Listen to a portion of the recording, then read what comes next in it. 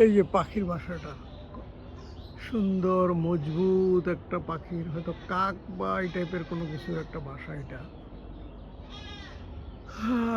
তার জমি কিনাও লাগলো না, তার বাজেটও লাগলো না, তার ইঞ্জিনিয়ারও লাগলো না, ডিজাইনারও লাগলো না, তার ইট বালু সিমেন্ট রড কোনো কিছুই লাগলো না।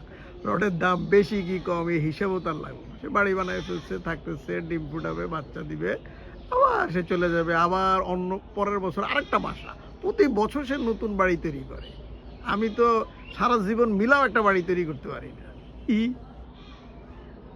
আমার জমি কিনারই টাকা নাই, তারপরে বাড়ি বানানোর টাকা নাই, তারপরে ইঞ্জিনিয়ারের জোগাড় নাই, ম্যাটেরিয়ালস কিনতে পারি না, কত জিনিস। সারা জীবন আছে 56 বছর হয়ে গেল, একটা বাড়ি বানাইতে পারলাম না। এই হইল আমার জীবন।